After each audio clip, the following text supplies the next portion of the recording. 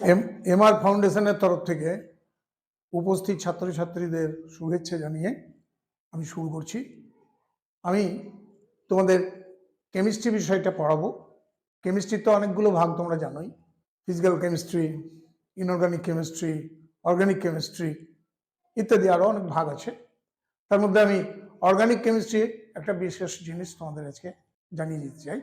তোমরা তো জানোই অর্গানিক কেমিস্ট্রিতে যে যৌগগুলো আমরা পড়ি সেই যৌগগুলো প্রায় সবগুলোই সমযোজী বন্ধনে আবদ্ধ।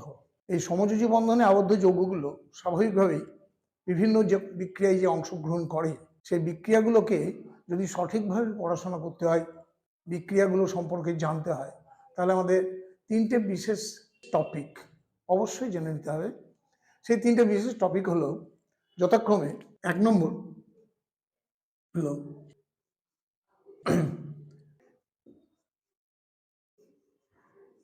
Kinetics of the reaction,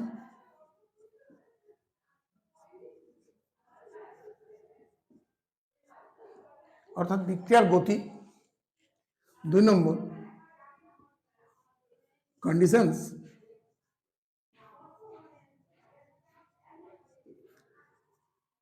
of the reaction, অর্থাৎ বিক্রিয়াটা সংঘটিত হতে গেলে কি কি শর্ত লাগবে, এবং মেকানিজম অফ দ্য রিয়াকশন।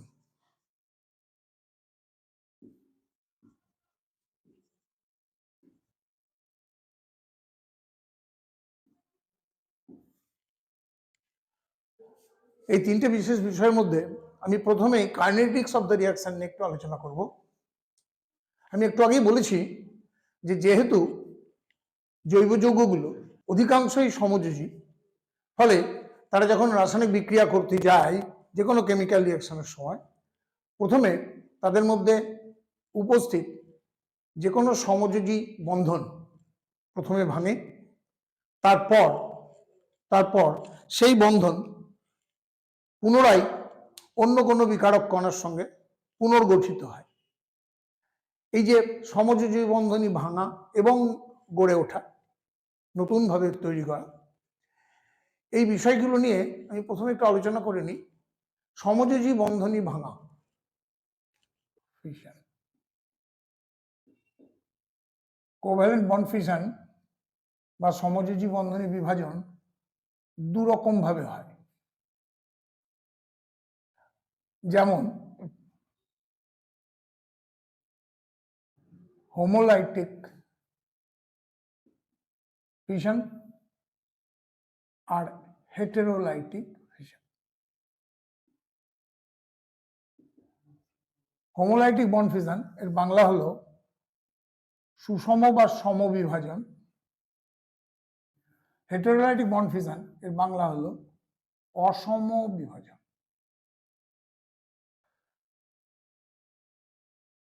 যে কোনো জৈব যৌগে কার্বন পরমাণু তো অবশ্যই থাকবে। আমরা ধরে নিই কার্বনের সঙ্গে এমন কোনো পরমাণু যুক্ত আছে যার তড়িৎ ঋণাত্মকতার মান কার্বনের থেকে সামান্যই আলাদা। সেক্ষেত্রে সমযোজী বন্ধনী তৈরির জন্য যে ইলেকট্রন জোড়া ব্যবহৃত হয়েছিল, যদি সমযোজী বন্ধনী এমনভাবে ভাঙে যে কার্বন নিজের ইলেকট্রন এবং অপর পরমাণু, এখানে যেমন এক্স, নিজের ইলেকট্রন বন্ধনী ভাঙার ফলে ফেরত পেয়ে গেছে, তাহলে সেই ধরনের বন্ধনী বিভাজনকে আমরা বলি সমবিভাজন বা হোমোলাইটিক বন্ড ফিশন। এখানে লক্ষণীয় হলো যে কার্বন এবং এক্স পরমাণু যে যে ইলেকট্রন দিয়ে বন্ধনীটা তৈরি করেছিল সেই ইলেকট্রনগুলো আবার নিজের মতন করে ফেরত পেয়ে গেছে। এক্ষেত্রে উৎপন্ন কণা, এগুলোকে আমরা ফ্রি রেডিক্যাল বা মুক্তমূলক বলে ডেকে থাকি।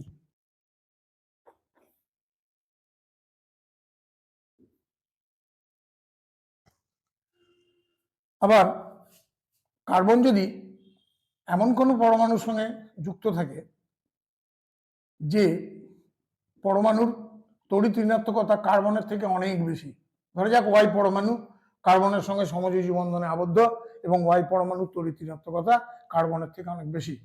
তাহলে স্বাভাবিকভাবেই সমযোজী বন্ধনে ইলেকট্রন জোড়া ওয়াই পরমাণু নিজের দিকে বেশি টেনে রাখে বা নিজে বেশি ভোগ করে। এই অবস্থায় যদি বন্ধনীটা ভাঙে তাহলে স্বাভাবিকভাবেই কার্বন পরমাণু এই সি ওয়াই বন্ধনীর ইলেকট্রন জোড়া সম্পূর্ণভাবেই লস করে এবং কার্বন পরমাণু নিজে ধনাত্মক আয়নে পরিণত হয়।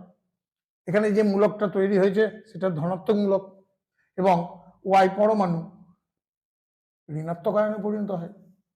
কার্বনের এরকম ধনাত্মক আয়নকে আমরা কার্বোক্যাটায়ন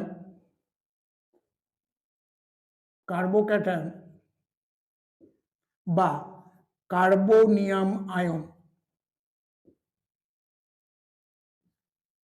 বলে ডাকি। অনুরূপভাবে কার্বনের সঙ্গে যদি এমন কোনো পরমাণু যুক্ত থাকে যে পরমাণু, ধরা যাক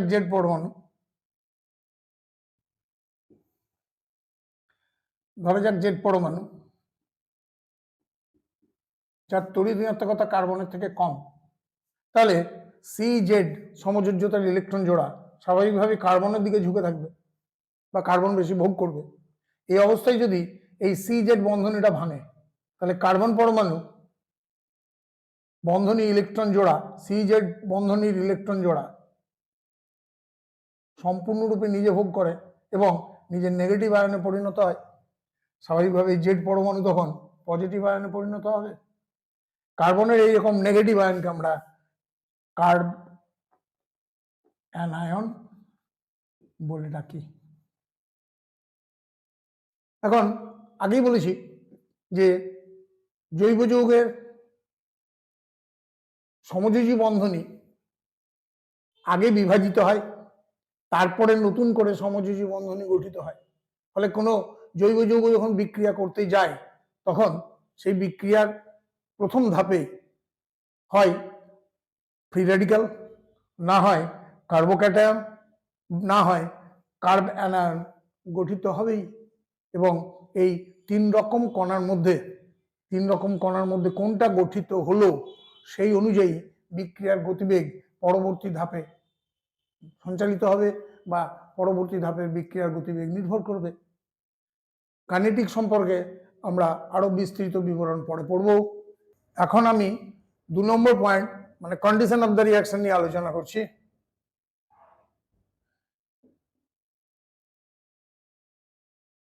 কন্ডিশনস অফ দ্য রিঅ্যাকশন, এটা জৈব রসায়নের যে কোনো বিক্রিয়ার ক্ষেত্রে খুবই গুরুত্বপূর্ণ একটা অংশ। এই অংশে আমরা যে কোনো বিক্রিয়ায় কি শর্ত প্রয়োজন সেই শর্ত নিয়ে আলোচনা করি। জৈব বিক্রিয়ার ক্ষেত্রে শর্ত এতটাই প্রয়োজনীয় যে শর্ত ছাড়া বিক্রিয়া লেখা উচিত নয় বা লেখা যায় না। একই বিকারক দ্বারা সংগঠিত কোনো বিক্রিয়া শর্ত পাল্টে গেলে অন্য উৎপন্ন পদার্থ তৈরি করে দিতে পারে। আমি একটা উদাহরণ দিলে বিষয়টা অনেকটা পরিষ্কার হবে। যেমন ইথাইল অ্যালকোহল C2H5OH ঘন সালফিউরিক অ্যাসিড বা কনসেন্ট্রেটেড H2SO4 এর সঙ্গে বিক্রিয়া করে। এই বিক্রিয়া বিভিন্ন শর্তে 3 রকম ভাবে সংগঠিত হয়। আমি একে একে 3 রকম বিক্রিয়ারই শর্ত সহ উৎপন্ন পদার্থগুলো লিখছি। যেমন যদি ইথাইল অ্যালকোহল আর সালফিউরিক অ্যাসিড 1:2 অনুপাতে বিক্রিয়া করে এবং বিক্রিয়ায় যদি উষ্ণতা রাখা হয় 165 ডিগ্রি থেকে 180 ডিগ্রি সেন্টিগ্রেড, তাহলে বিক্রিয়ায় ইথিলিন এবং জল উৎপন্ন হয়। যে জলটা উৎপন্ন হয় সেটা সালফিউরিক অ্যাসিড শোষণ করে নেয়, সেই জন্য আমি সালফিউরিক অ্যাসিডটাকে এদিকেও লিখলাম। আবার ইথাইল অ্যালকোহলের সঙ্গে ঘন সালফিউরিক অ্যাসিড বিক্রিয়া করার সময় যদি ইথাইল অ্যালকোহল বেশি না হয় 2:1 অনুপাতে বিকারকগুলো যদি ব্যবহার করা হয় এবং বিক্রিয়াতে যদি শর্ত হিসাবে 140 ডিগ্রি সেন্টিগ্রেডের কাছাকাছি উষ্ণতা রাখা যায় তাহলে উৎপন্ন পদার্থ হিসাবে আমরা ডাই ইথাইল ইথার এবং জল পেয়ে থাকি। উৎপন্ন জল অবশ্যই সালফিউরিক অ্যাসিড শোষণ করে। আবার ইথাইল অ্যালকোহল যদি ঘন সালফিউরিক অ্যাসিডের সঙ্গে 1:1 অনুপাতে বিক্রিয়া করে এবং বিক্রিয়ার উষ্ণতা যদি 100 থেকে 110 ডিগ্রি সেন্টিগ্রেড রাখা যায়, তাহলে উৎপন্ন পদার্থ হিসাবে আমরা ইথাইল হাইড্রোজেন সালফেট এবং জল পেয়ে থাকি। সালফিউরিক অ্যাসিড উৎপন্ন জল শোষণ করে। এখানে পরিষ্কার বোঝা যাচ্ছে যে বিকারকগুলো একই আছে, কেবল বিকারকগুলোর অনুপাত পাল্টেছে এবং উষ্ণতা পাল্টেছে, অর্থাৎ শর্তাবলী পাল্টেছে। এই কারণে উৎপন্ন পদার্থগুলো সম্পূর্ণরূপে পাল্টে গেছে। তাহলে যে কোনো রাসায়নিক বিক্রিয়া, জৈব রসায়নের ক্ষেত্রে যে কোনো রাসায়নিক বিক্রিয়ায় শর্ত ভীষণভাবে গুরুত্বপূর্ণ, সেটা আমরা উদাহরণ দিয়ে দেখাতে পারলাম। এই বিষয়টা অবশ্যই তোমাদের প্রত্যেকের মনে রাখা উচিত যে যখনই আমরা জৈব রসায়নে কোনো বিক্রিয়া লিখব, তখনই শর্তটা অবশ্যই উল্লেখ করব। এটা যেন তোমাদের মাথায় সর্বদা থাকে। এবার আমি আমাদের তথ্য অনুযায়ী 3 নম্বর পয়েন্ট বা মেকানিজম অফ দ্য রিয়াকশন নিয়ে আলোচনা করছি। Mechanism of the reaction.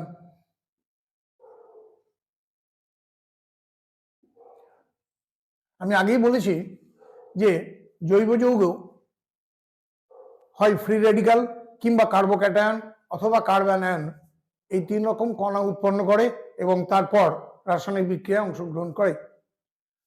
স্বাভাবিকভাবেই বিক্রিয়াটা যখন অগ্রসর হয়, তখন হয় ফ্রি রেডিক্যাল অনুযায়ী অথবা কার্বনিয়াম আয়ন অথবা কার্বনায়ন অনুযায়ী বিক্রিয়াটা সংঘটিত হবে। আমি একটা উদাহরণ দিচ্ছি। প্রথমে আমি ফ্রি রেডিক্যাল কণা উৎপন্ন এবং সেই অনুযায়ী রাসায়নিক বিক্রিয়া হবে তার একটা উদাহরণ দিচ্ছি। যেমন মিথেনের ক্লোরিনেশন।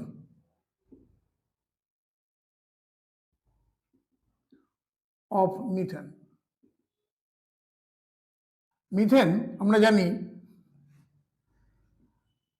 কার্বন পরমাণু চতুস্তরকভাবে 4টা হাইড্রোজেন পরমাণুর সঙ্গে সমযোজ্যতায় আবদ্ধ। তার সঙ্গে ক্লোরিন অণু যখন বিক্রিয়া করে, তখন স্টেপ বাই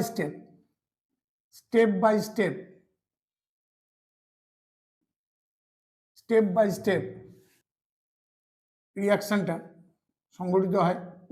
রিয়াকশন occurs. প্রথমেই কন্ডিশন অফ দ্য রিয়াকশন অনুযায়ী ক্লোরিন বিক্ষিপ্ত সূর্যালোক বা ডিফিউজ সানলাইটে ভেঙে গিয়ে, ক্লোরিন অণু ভেঙে গিয়ে দুটো ক্লোরিন পরমাণু বা ক্লোরিন ফ্রি রেডিক্যাল গঠন করে। এখানে লক্ষণীয় যে ক্লোরিন অণু যেটা সমযোজ্যতায় দুটো ক্লোরিন পরমাণু আবদ্ধ হয়ে তৈরি হয়েছিল, তার সুষম বিভাজন হয়েছে এবং ক্লোরিন পরমাণু বা ক্লোরিন ফ্রি রেডিক্যাল তৈরি হয়েছে। এর পরবর্তী ধাপে মিথেন অণু,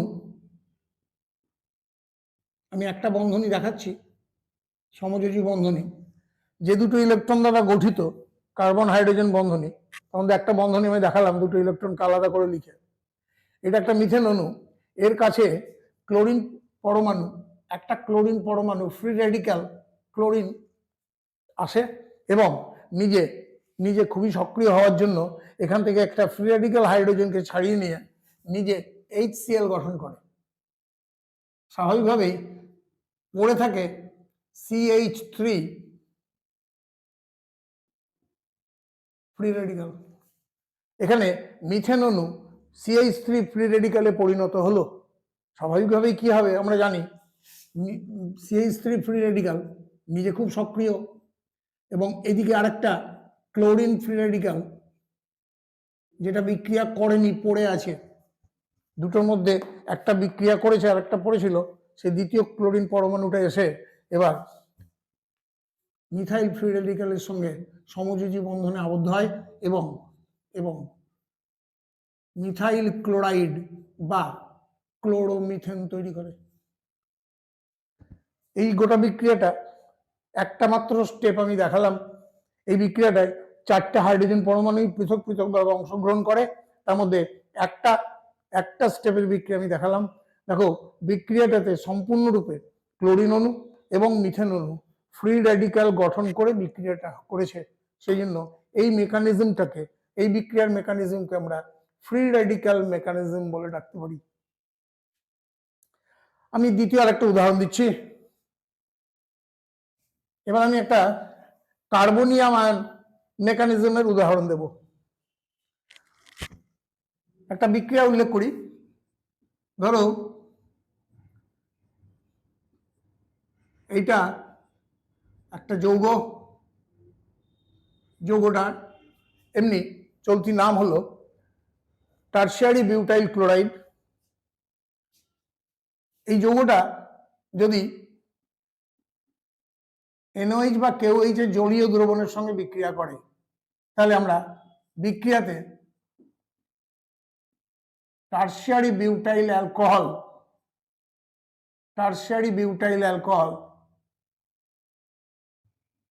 অ্যালকোহল এবং সোডিয়াম ক্লোরাইড পেয়ে থাকি। এই বিক্রিয়াতে কিভাবে সংঘটিত হয় আমি নিচে ব্যাখ্যা করছি।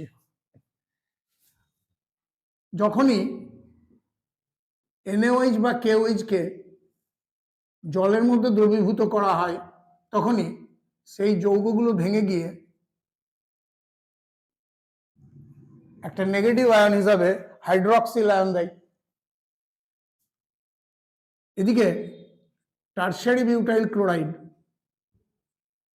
যৌগটা, এই যে কার্বন ক্লোরিন বন্ধনী, এখানে ক্লোরিন তুলনামূলকভাবে বেশি তড়িৎ ঋণাত্মক হওয়ার জন্য এই যৌগটা ভেঙে গিয়ে কার্বন ক্লোরিন বন্ধনীটা বিভাজিত হয়ে কার্বন আর ক্লোরিন আলাদা হয়, এবং আলাদা হওয়ার সময় ক্লোরিনের তড়িৎ ঋণাত্মকতা অনেক বেশি হওয়ার জন্য ক্লোরিন ইলেকট্রন জোড়া গ্রহণ করে নেগেটিভ আয়নে পরিণত হয়, আর কার্বনের তড়িৎ ঋণাত্মকতা অনেক কম হওয়ার জন্য সেই ইলেকট্রনটা লস করে এবং পজিটিভ আয়নে পরিণত হয়। অর্থাৎ এখানে টারশিয়ারি বিউটাইল ক্লোরাইড একটা কার্বোক্যাটায়ন বা কার্বনিয়াম আয়ন গঠন করেছে এবং ক্লোরিন নেগেটিভ আয়ন হিসেবে সরে গেছে। এবার স্বাভাবিকভাবেই পরবর্তী ধাপে এই কার্বোক্যাটায়ন মানে টারশিয়ারি বিউটাইল কার্বোক্যাটায়ন অবশ্যই OH মাইনাসের সঙ্গে সংযুক্ত হয় এবং টারশিয়ারি বিউটাইল অ্যালকোহল গঠন করে। অবশ্যই পড়ে থাকা সোডিয়াম আয়ন এবং বেরিয়ে আসা ক্লোরাইড আয়ন পরস্পর জলীয় দ্রবণে ভেসে বেড়ায়। পরবর্তীকালে জল অপসারণ করলে আমরা সোডিয়াম ক্লোরাইড পাই। এই বিক্রিয়াটাতে লক্ষ্য করার বিষয় হলো যে জৈব যৌগ যেটা নেওয়া হয়েছিল সেই যৌগটা কিন্তু এমনভাবে বিভাজিত হয়েছে যাতে কার্বন পজিটিভ আয়ন গঠন করে, এবং কার্বন পজিটিভ আয়ন পরবর্তী ধাপে নেগেটিভ হাইড্রক্সিল আয়নের সঙ্গে মিলিত হয়ে টারশিয়ারি বিউটাইল অ্যালকোহল গঠন করেছে। তাহলে এই বিক্রিয়াটা অ্যাকচুয়ালি কার্বোক্যাটায়ন মেকানিজম অনুযায়ী সংগঠিত হলো। এইভাবে আমরা কার্বনিয়াম আয়ন মেকানিজম অনুযায়ী অনেক বিক্রিয়া দেখাতে পারি। ভবিষ্যৎকালে আমরা সেই বিষয় নিয়েও আলোচনা করব।